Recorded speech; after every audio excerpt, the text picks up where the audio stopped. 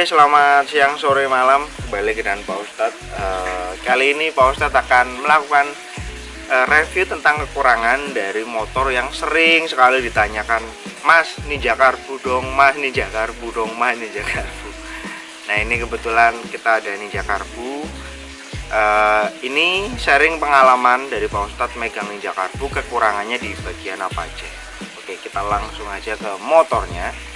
Jadi ini motor Ninja Karbu tahun 2009 adalah tahun kedua motor ini tuh lahir ya, seperti itu. Oke, seperti yang kita tahu, motor ini tuh didadangkan secara CBU, akan tetapi dia di tahun 2010 itu dia sudah tidak sepenuhnya CBU karena beberapa itu dia sudah tidak langsung dari Thailand ya.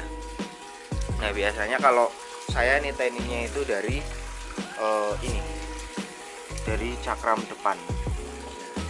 Dari cakram depan ini ada yang bautnya itu dia tidak 6. Ada bautnya itu tidak 6.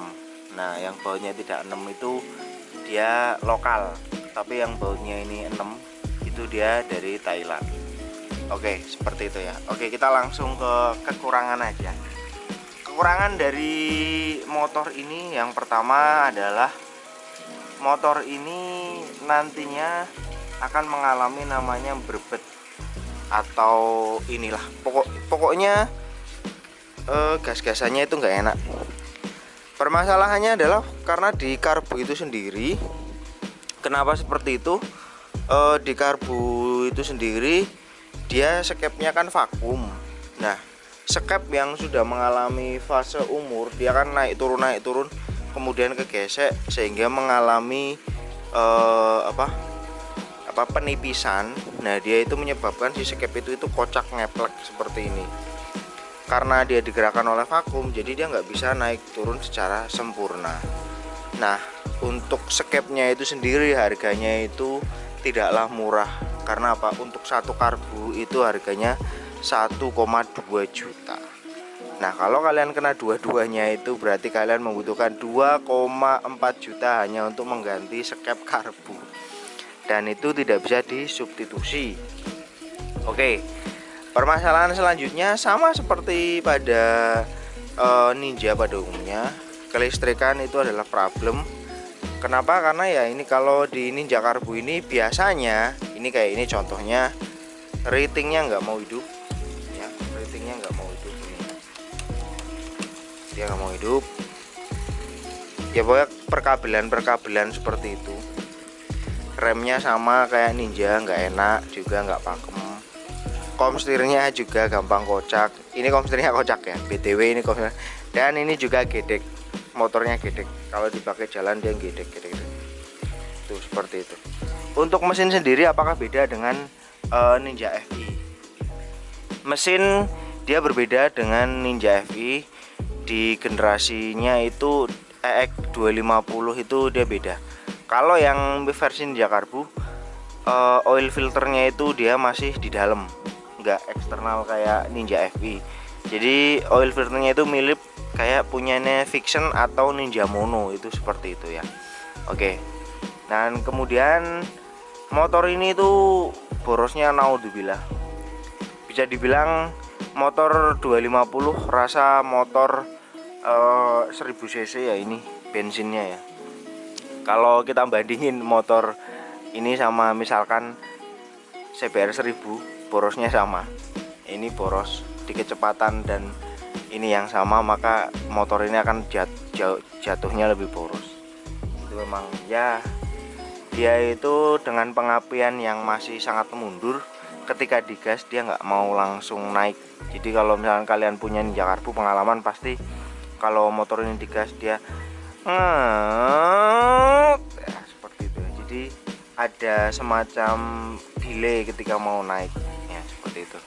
Kemudian bagian rem seperti biasa memang sama persis dengan Ninja. Jadi kurang well lah kalau kita bandingin sama 250 lainnya, memang kurang well.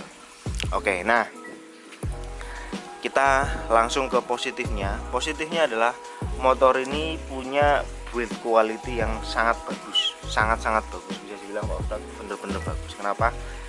Kalau kalian bandingin misalkan dari rangka, kalian lihat catnya ininya, kemudian kalian bandingin ke Ninja yang baru, itu ini paling bagus, build quality-nya paling bagus.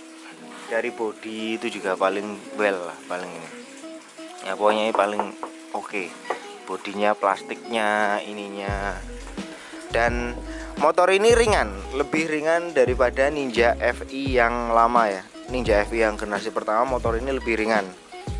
Nah, kalau untuk beberapa orang sebenarnya bodi atau bentukan dari motor ini itu sangat ngangeni. Kenapa? Ini bodi yang seperti ini itu sangatlah cocok untuk postur orang Asia yang pendek-pendek.